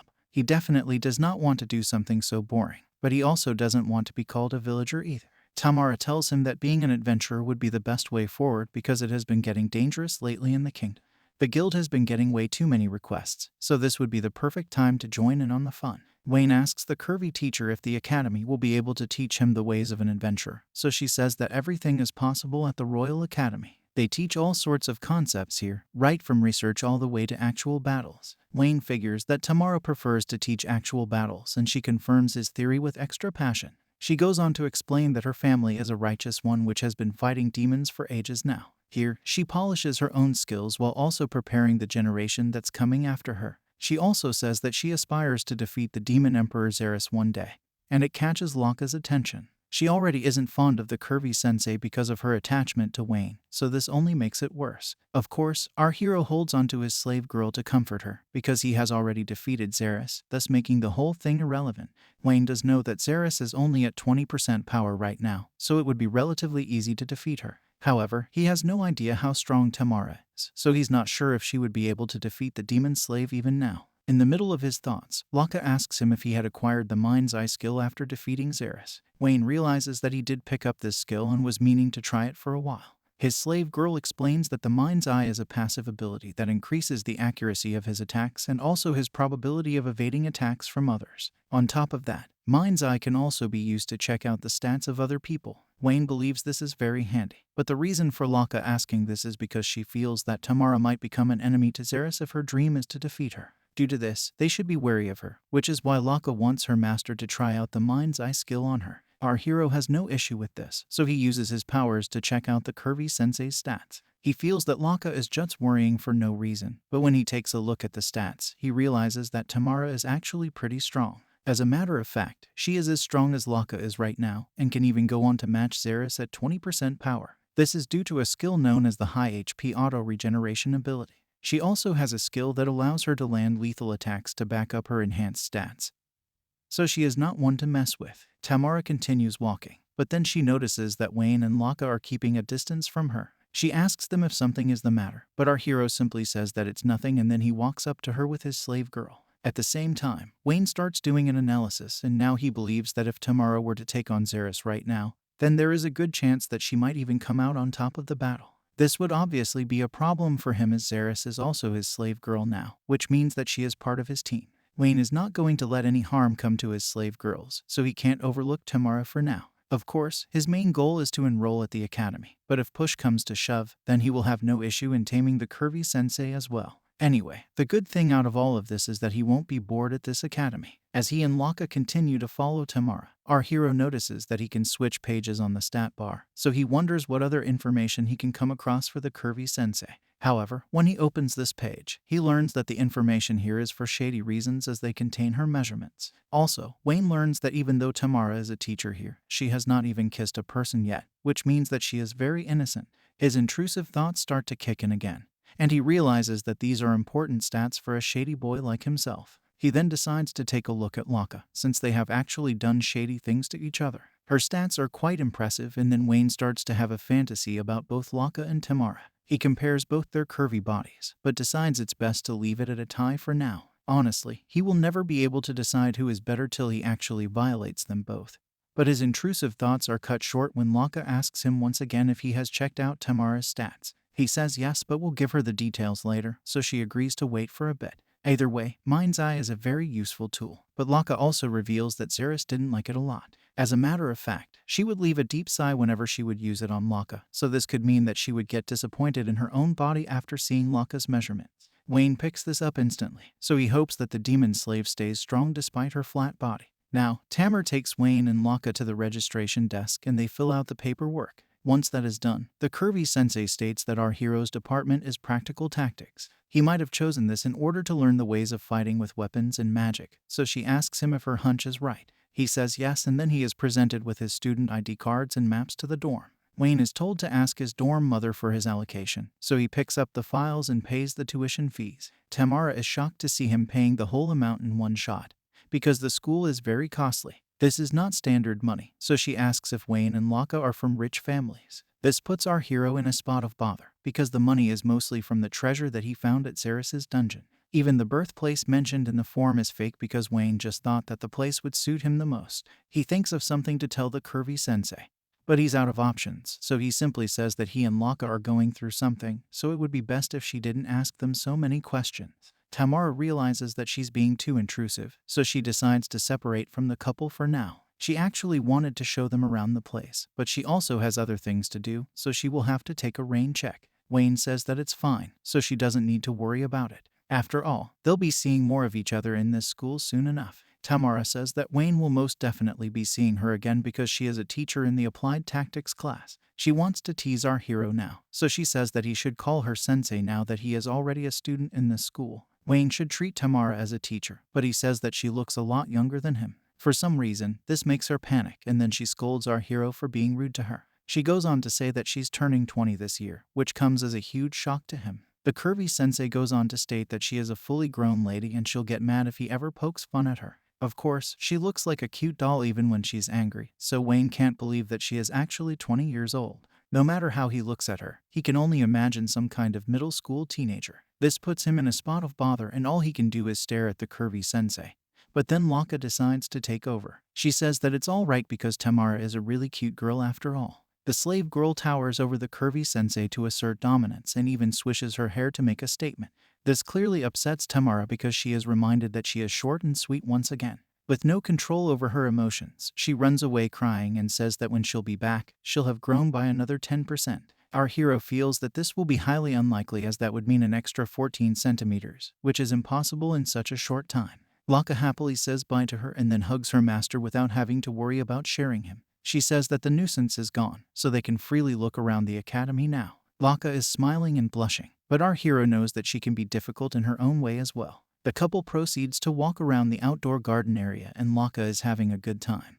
But then our hero decides to correct her behavior from earlier. He tells her that Tamara was the one who got their paperwork done properly, so she should not be so mean towards her. Calling the curvy sensei was a bit harsh, so Laka should be nicer to other girls, but this affects the slave girl, so she leaves her master's arm. She asks him what his intentions are for Tamara, but he doesn't get what she means. Basically, Laka wants to know if our hero wants to drain the curvy sensei's powers as well. He says that he only has plans to lay his hands on those who get in his way, so it will depend on how Tamara behaves with him. The slave girl is not satisfied with this response, so she asks her master if he intends to place the curvy sensei under his command if he were to drain her powers. He simply says that it will depend on the situation once again, so it's not a sure thing. This seems to make Laka upset, so Wayne asks her if all is well. He notices that she's asking way too many questions today, so he wants to know what's really on her mind. This is when his slave girl finally gives in to her emotions and reveals that she wants to be greedy with her master. Basically, Laka is scared that Wayne might leave her for the curvy sensei and offer his heart to her instead, since she has already offered everything owned by her has to him. There is nothing more that Laka can give our hero, so she doesn't know if this will be enough to keep him as her lover boy. As she continues to make this request, Wayne grabs his slave girl and hugs her with passion. She blushes instantly, and then our hero tells her that she should not take him lightly. Wayne might be a shady boy with intrusive thoughts, but he has complete control over his own heart. He has already told her that she is one of his own, and he will never abandon her, no matter what may befall him. This makes Laka very emotional, and she decides to give him a taste of what she feels. She doesn't want her master to hold back and is ready to give her all to him. Wayne comments that Laka is a spoiled little girl, but it can't be helped, so he decides to go all in as well. They are about to act on their intrusive thoughts, but then they get interrupted suddenly by a voice that calls out to them. As luck would have it, the voice is from none other than Tamara herself, and she rushes towards the couple with a map in her hand. Basically, she had made an error earlier by giving both Wayne and Laka maps leading to the boys' dorm. The girls' dorm is located at another venue, so she marks the spot in red and then hands over the map to Laka. However, when she looks at the slave girl's face, it appears to be flushed in red, and steam can also be seen coming out from her ears. Of course, the curvy sensei has no idea why she is feeling this way, so she asks Laka what's the matter. The slave girl is clearly annoyed because she was having such a nice moment with her master. Wayne worries about what may happen now, but Laka is able to control herself, and she even thanks Tamara for going through the trouble of bringing the map to her. The curvy sensei admits that it was her mistake to begin with, so this was the least that she could do. Of course, all of this is meant with sarcasm, as Laka goes on to pat Tamara's head, and even calls her a good girl as if she is a little child. The slave girl activates demon mode again, and we can see that the curvy sensei is feeling shy once again for being treated this way. Tamara begins to cry, and Laka has no remorse at all, so Wayne simply laments that the girls will need to get along with each other if he is to have a peaceful time ahead. Now that all the drama is done with, our hero enters his room and comments on how tiresome this day has been for him. He has only just set foot into Siphon, but he has already had to deal with a rascal man in the main area, and then he also had to go through the enrollment procedure in the academy. If that wasn't enough, he also had to go meet the dorm head and learn all the rules of his accommodation. Luckily, all of the formal actions have been completed, so he can look forward to an eventful time ahead in school. Of course, we need a small flashback to learn what had happened after Laka went demon mode. After saying bye to Tamara, Wayne had decided to cut his tour short and head to his dorm room. However, Laka wanted to come along with him, which would be a problem because she is a cute girl. Our hero managed to convince her to live separately, and she eventually agreed, but was still very reluctant. Wayne had explained that he did not have a choice because he needed to follow the rules of the dorm, but the real reason for his actions were obviously shady. Essentially, it would have been very hard for him to bring other girls to his room if he was living with Laka, and now he is free to unleash his intrusive techniques on all the cute girls of the academy. Now, we're back to the present, where our hero is gloating over his shady plan to cheat on his slave girl. He also considers himself lucky to have the whole room to himself, as there are 2 beds here, along with multiple shelves. It looks like this room was supposed to be for 2 people, but the dorm lady had told Wayne that it just happened to be empty, so he can have it all to himself. Even then, it feels weird for our hero to be alone here, but it can't be helped, so he crashes into his bed hoping to get some sleep. He does confess that it would have been a huge pain to live with someone else, especially if it was some kind of random man. Wayne believes that getting a whole room to himself is the cause of his good karma, although at this point, that seems to be a joke. Soon enough, he realizes why this room is empty, as there are rumbling sounds coming from the top of the ceiling. Suddenly, a ghost girl appears out of nowhere, and she orders our hero to leave the room. She keeps warning him against staying here and even calls him an intruder whom she will haunt. As the ghost girl is about to lay her hands on Wayne, he makes an irritated face and slams her to the floor. The ghost girl has no idea how he was able to do this, and she orders him to release her this very moment. Of course, Wayne is not going to do that, because he has had enough of this nonsense. However, he does realize now that the reason he got this room so easily was because it's haunted. Our hero laments his luck, but he doesn't even seem bothered by the ghost girl he's holding down with his magic. He states that it's obvious for physical attacks to have no effect on ghosts, which is why he's chosen to use his magic instead. The ghost girl can actually feel this attack to the point where she feels like she is getting crushed. She even worries that she will get flattened if Wayne doesn't hold back. But he says that she won't be crushed this way because she does not have a physical body. Instead, he states that she will simply vanish from the DOT if this carries on for long. The ghost girl doesn't like the sound of this, so she begs our hero to let her go, and she promises to do anything to gain her freedom. Wayne gets annoyed by her voice and tells her to stop being so noisy at this time of night. Then, our hero undoes his spell and the ghost girl can finally breathe a sigh of relief. Now, we learn that her name is Kaus, and she is very upset to be treated this way by a random boy. She scolds Wayne for being insolent and using his powers to hurt her, but he couldn't care lesser than he already does. She goes on to state that her full name is Noisette Kaus Newage, and it leads our hero to state that she has a very long name for a ghost. Kaus can't bear the fact that a human is being so calm around her, so she demands to know why Wayne is so chilled out. She states that she is from the Nodge family, which means that she was a duke's daughter. Kaus once again demands our hero to cower in fear as she used to be a magical tools researcher, but none of her words have any effect on him. Wayne simply turns his back to Kaus and says that he doesn't know her because he doesn't care about her past. He also states that ghosts can't harm him physically, so at this point, Kaus is nothing more than an annoying noise to him, so he tells her to shut up once again. The ghost girl doesn't take too kindly to his attitude, so she threatens to curse him if he doesn't leave the room. Basically, Kaus was given this room around the time she had passed away, which is why her spirit continues to haunt it. She doesn't get a response, so she decides to show Wayne how scary she can really be. However, before she can do that, she sees a barrier forming around her, which confuses the ghost girl. This barrier is being made by Wayne, who complains that he's tired, but still has enough energy to cast such strong magic. He reveals that he has unleashed a wind field move, which is combined with Fun Bolt. This means that Kaus will now get shocked by Fun Bolts while she is inside the barrier. The ghost girl can feel some kind of tingling sensation all over her body, and she seems to enjoy it. Now, our hero explains that he has used a combo of Wind Field with Fun Bolt because it is a pretty fun combo, considering the kind of pleasure it can provide to its recipient. He then tells Kaus to sit tight for the rest of the night, even though she is unable to hear him through the barrier. With that, our hero goes to sleep while the ghost girl has the time of her afterlife. Time passes by, and we can see that it's still nighttime, but it looks like something is up with Wayne. He can feel some kind of heaviness, almost as if he is swimming in mud. He slowly starts to open his eyes and tries to recall where he is, as he is very drowsy at this point and barely awake. Our hero remembers that he's in the dorm room, but he can also sense that someone is touching his body. It happens to be none other than Lakshal, who has snuck into his dorm room to act on her intrusive thoughts. Wayne is barely able to keep his eyes open, and he asks his slave girl what she's doing here. At the same time, he thinks that there's no way for Lakshal to be here, so it must be a dream. She simply says that she's here to give him a treat, but Wayne feels very dazed, so he's not able to understand what she's saying. He tells her she can do what she wants as long as she doesn't wake him, and Lakshal takes full advantage of that statement.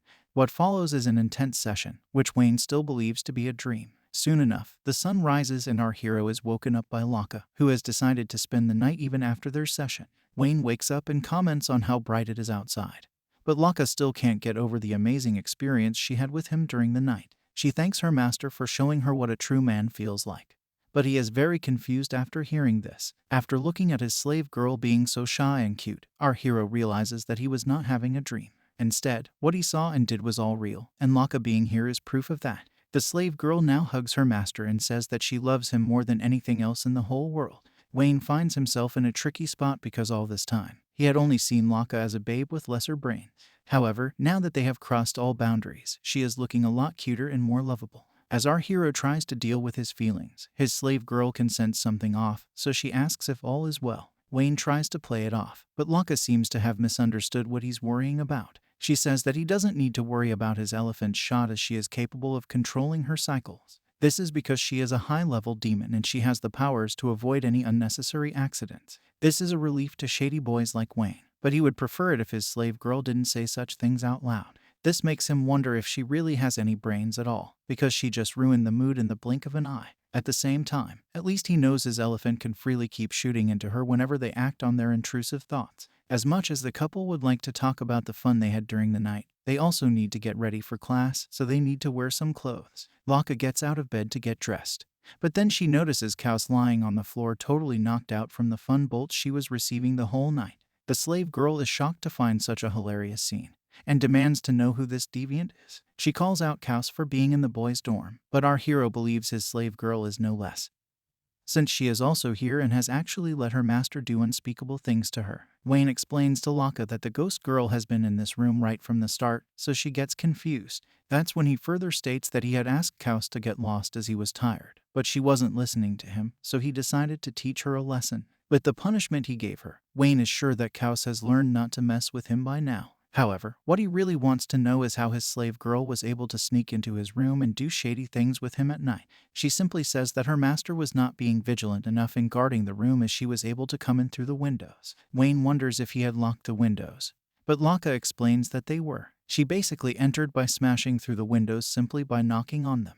This is a hilarious situation, but also an issue for our hero, which is why he tells Laka to just come and go through the door next time.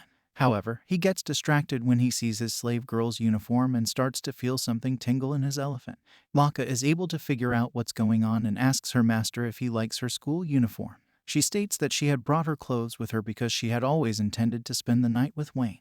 It feels a bit tight around her twin peaks, but that can't be helped. Our hero is a bit bothered by the Academy's black base uniform design because it's too tame for a shady boy like him. At the same time though, such a tame design looks good on Laka's curvy body because it enhances the lewd appeal of her figure by several times over. He continues to gaze at his slave girl and even compares this to sprinkling salt on a watermelon in order to enhance its sweetness. Laka asks her master if his intrusive thoughts are kicking in again, and he asks her if it's a problem. Of course, she would gladly welcome another round of madness, but they have classes to attend, so they can't spend more time on each other. Wayne puts on his clothes and states that they can't be late to class on their very first day. He tells Laka that she should head back to her dorm, but she says that she wants to go to class with her master. Wayne tells her that they still need to get fresh, especially after all the places their mouths had been during the night. Our hero suggests that his slave girl should wash up properly and eat some food, after which he will come to pick her up from her dorm. The thought of her lover boy coming to pick her up for class makes Laka go crazy with romantic fantasy. She tells her master that she will wait for him because that is also a part of being lovers. Laka even compares herself to a loyal dog, which looks cute at first, but makes our hero wonder what's up with her head. The slave girl makes her exit through the door, so our hero hopes nobody saw her getting out of his room. It will be annoying if he attracts a lot of attention this way, but then he remembers what Laka said about smashing the windows. Wayne checks it out, but is shocked to see that they are completely fine. It's rather odd for the windows to be completely fine. But there's no time for our hero to be worrying about such things, whatever the reason may be. He can probably think about it later as he needs to leave for class right away. Now, Wayne looks at Kaus, who is still passed out from the fun bolt she had received last night. He tells the ghost girl that she needs to wake up and get out of his room as soon as possible, because he doesn't want to see her when he comes back from class. Now that all of the formalities have been done with, our hero puts on his uniform and is ready for a fresh start at the academy. He's already had an amazing night, so he's looking forward to a lot of fun things to do. Before Wayne can truly experience academy life with Laka and Tamara, it's time to turn to a rather interesting chapter. Here, we see Wayne in his child form being smothered by the goddess Aina, and he's feeling a bit too overwhelmed by her curvy body. He asks her to let him go, but she can't help holding his face and burying it in her soft pillows. She finds his hair and skin to be soft now, but he tells her that he still has his memories from his past life, so she should not be treating him like a child. Aina is upset because she really wanted to enjoy herself with this child body of Wayne's. That's a bit messed up, considering she is exhibiting ditty behavior, but even Wayne says that there's not much he can do with an underdeveloped body. Aina says that's not a reason to worry, because there are a lot of ways to enjoy even if it is small. The goddess acts cute and innocent even though she clearly isn't, and states that she is extremely happy today as she was able to meet a freshly reincarnated Wayne, just as she had planned. She also declares that all of this was only possible because of her hard work, and she really has some C-suite management skills. What follows is exactly what heaven would feel like, although Wayne might be struggling for breath. Aina tells him that he can enjoy her pillows as much as he wants, which is exactly what he does. The shoddiness goes on for a while, and then the goddess talks about how humans age so quickly, but are very precious when they are little. This just adds on to the diddler allegations, and then she teases Wayne for enjoying her pillows just like a newborn baby. Our hero is not at all pleased about being treated this way, so he unleashes the beast within with his tooth attack. Aina is surprised that Wayne has become so rough with her, and she pleads him not to stimulate her so much, otherwise she will turn into a demon from a goddess. Wayne asks Aina if she is the one who has given him the power of shady skills, and she says yes, but she did not expect him to be so adept at it even as a little child. It doesn't take too long for our hero to use his legs as his elephant over here, and after a bit of rubbing, Aina experiences an explosion that now instantly makes her guilty of being a PDF file. She comments that Wayne is very amazing as he has already been able to make use of the skills she's given him, even with an underdeveloped body. Our hero asks Aina if they can keep going before anyone else can interrupt, which makes the shady goddess even happier. Suddenly, Aina hears a voice mocking her, and it happens to be Lakshal of all people. She instantly grabs her master and tells him he's much better off resting in her lap with her pillows providing a soft cushion effect. Then, Xeris shows up as well and tells Aina that she is going to teach her a lesson, which not only confuses the goddess but us as well. At this point, we don't know if this is even real, but then Xeris tells Aina that she should not forget what had happened at the castle. Lakshal also warns the goddess that she'll end her if she gets any closer to her master. Aina now acts like a damsel in distress and holds on to Wayne for help, but he is probably more clueless than anyone else in the room. That's when the goddess finally wakes up and reveals to us that everything we saw so far was just a dream, so technically, she can still escape the allegations. Aina is sad that this was a dream and not real life, so maybe she is more like Drake than Diddy. The goddess hopes that Wayne is doing well by himself right now, because even though his child form was extremely cute, she still wants to get with the real thing. She's still scared of the demon girls Lakshal and Xeris, but that will not stop her from playing with her lover boy. Now, we're finally back to the present where Wayne meets up with Lakshal after having his meal. She is really happy to see her master and looks super cute in her new outfit, so our hero does not have a problem with her energy. Wayne comments that going to school at this age may feel new to him, but also nostalgic as reminds him about what he would do back on Earth. Lakshal does not understand what he is talking about, so instead, she asks him if his human body is very young. Our hero says that his past life was very different, but he'd rather not talk about that to his demon slave girl. Plus, he does not like all the looks he and Lakshal are getting from the other students in the school. Of course, the attention is on the cute and curvy Lakshal rather than Wayne, as everyone talks about how pretty she is. As expected, this is great for Wayne's ego, so there is a huge smile on his face. Lakshal does not get why he is so chirpy all of a sudden, so she asks him about it, but he brushes it off. Anyway, the demon girl is just happy to see her master smiling, so she asks him if he would like to see what she is wearing. Lakshal lifts her skirt to reveal today's color is pink frilled, but Wayne stops her from committing public indecency. This makes her sad because she thinks her master is not interested in her clothes, but in reality, Wayne does not want the rest of the school to think ill of Lakshal and call her an exhibitionist.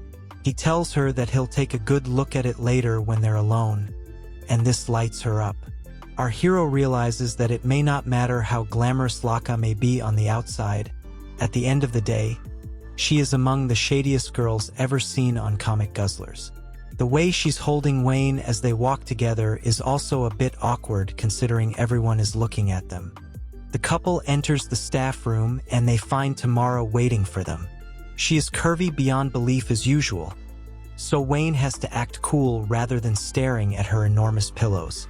Tamara says that she is not in charge of the class, but she will see the both of them during training today, so she wishes them the best.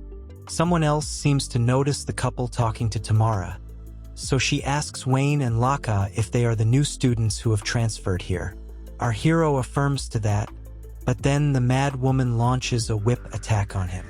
He is not her husband yet, so he can easily dodge it, but this only irks the woman because she does not like rebellious students dodging her attacks. She reveals herself to be Domina Elms, who is in charge of the tactics group. She is dressed exactly like a dom, and then she asks Wayne about his manner of speech. She does not like the fact that he is addressing Tamara without using honorifics, so she scolds him for acting like an animal who does not understand language. Our hero can't exactly talk back to yet another curvy sensei because he is a student here, and he also has to make sure that Laka does not lose her temper and destroy Domina for attacking her master.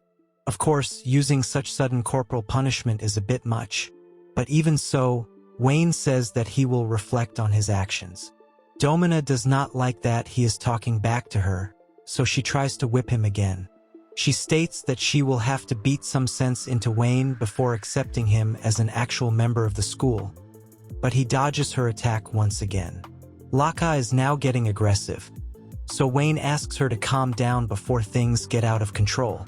Our hero's skills begin to annoy Domina, so she launches a vicious whip attack on him and says that he will be forced to accept her education. It's of no use though, as Wayne is able to dodge all of it while also stating that he's sorry and won't repeat his mistakes. Everyone watches on as Wayne dodges all of Domina's attacks, and the curvy sensei starts to grow tired. She can't believe that Wayne is able to dodge all of her attacks with such grace and smoothness. But our hero can't believe that he and Laka will have to follow such a person's instructions.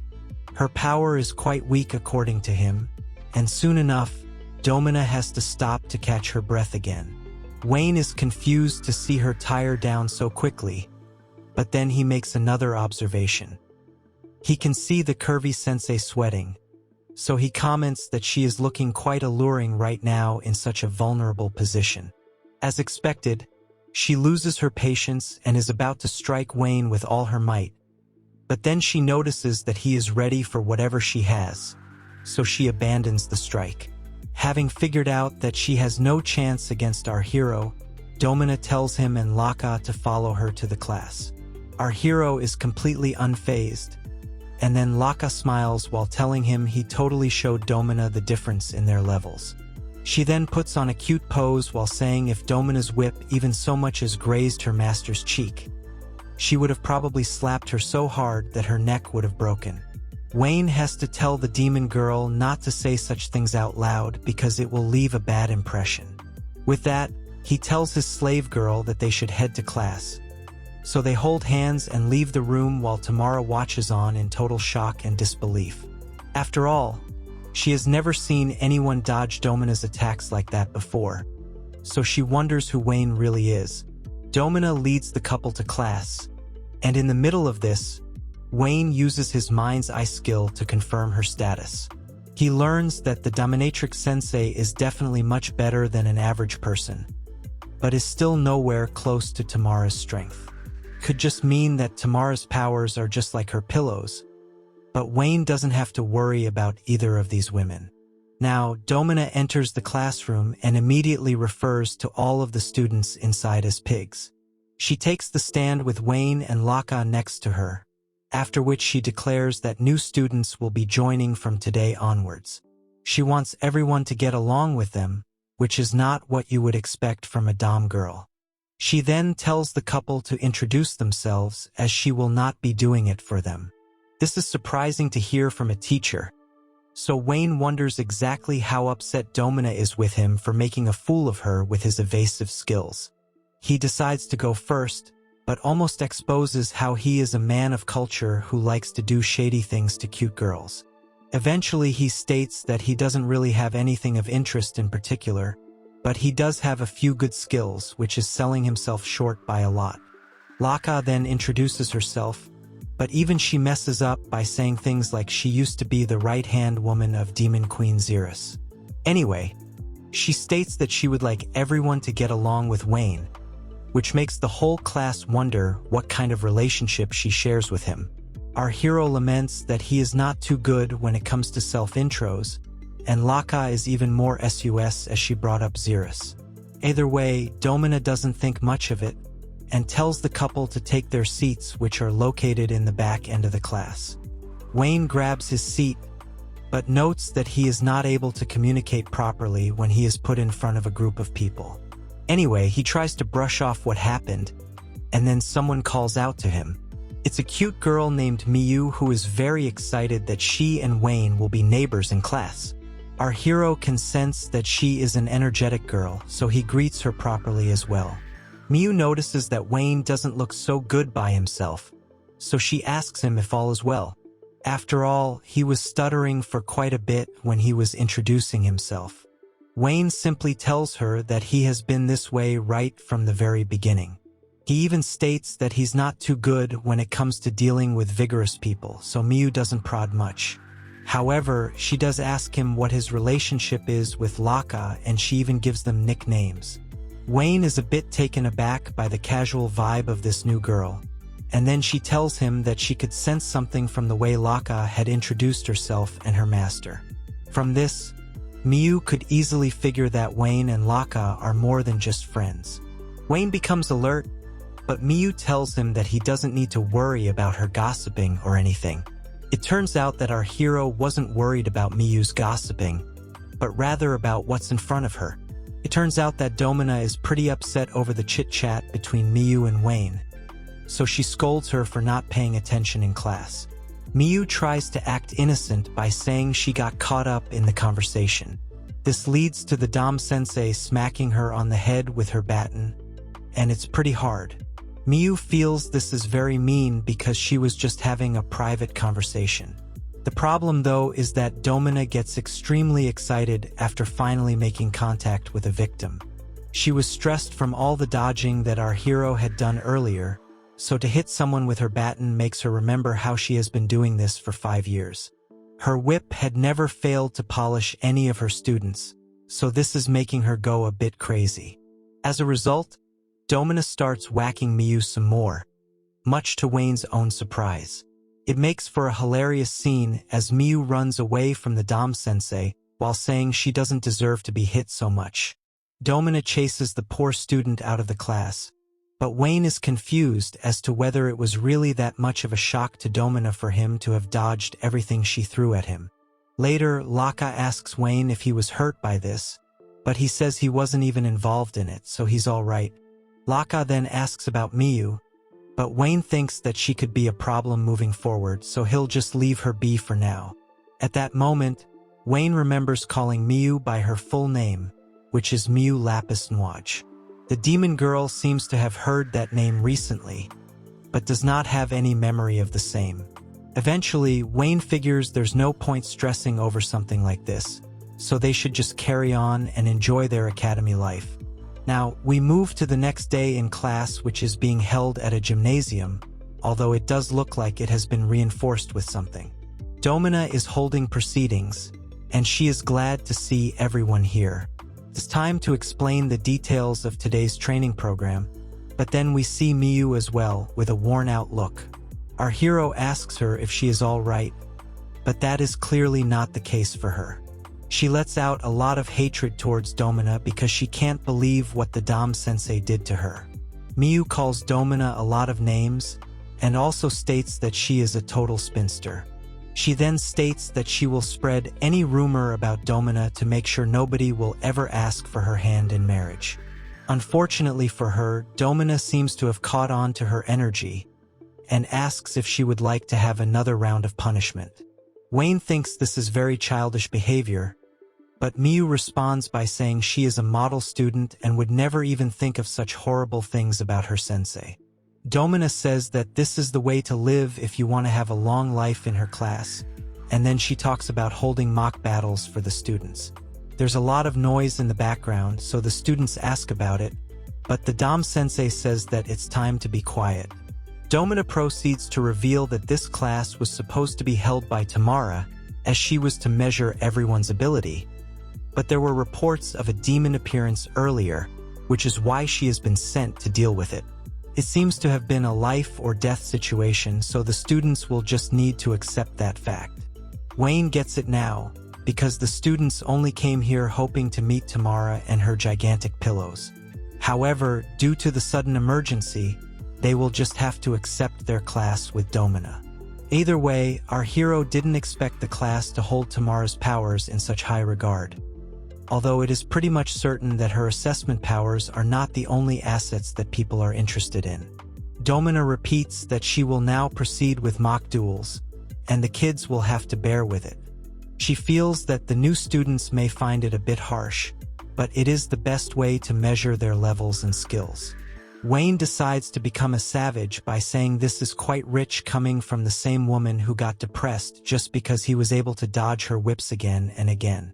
This causes emotional damage to the Dom sensei, so she turns to the dark side and tells him that she will start with him if he is insisting so much.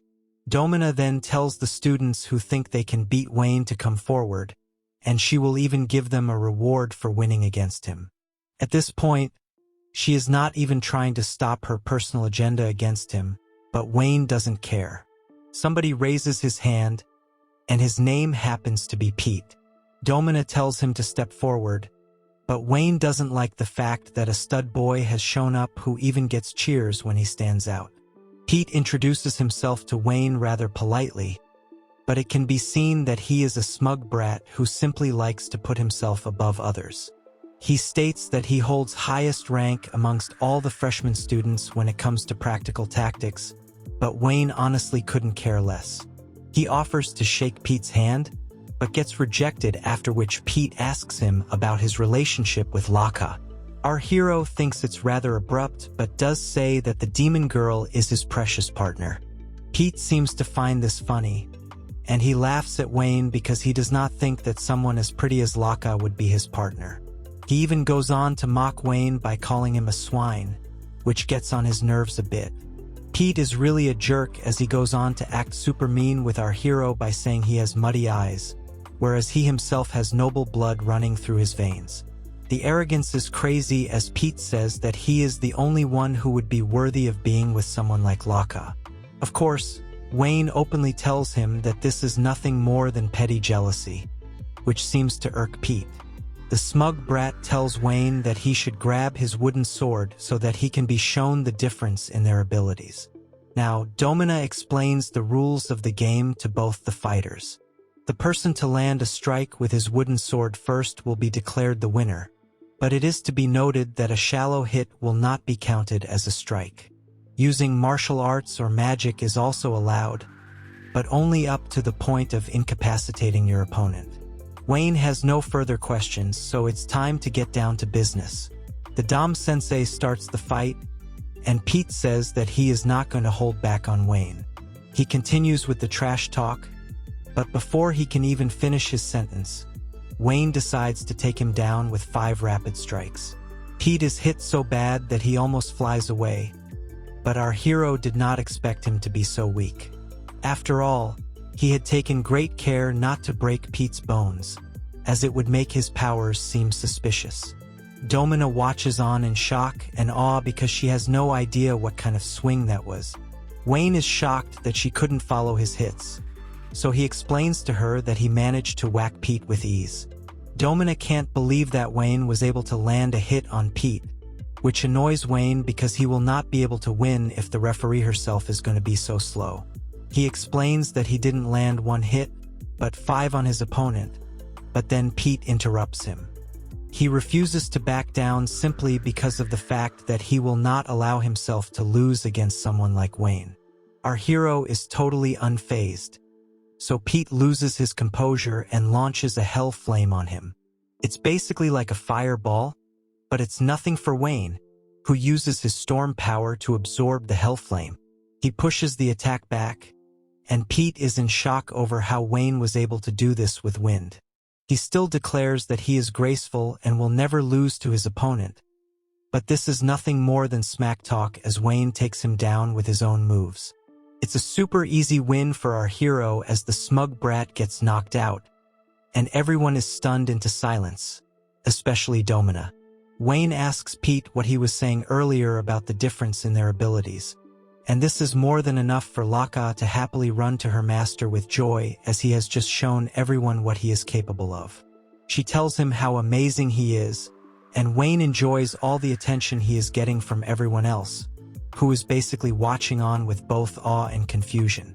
This is a good thing for Wayne, as he will now command respect from everyone in the class, and perhaps even Domina.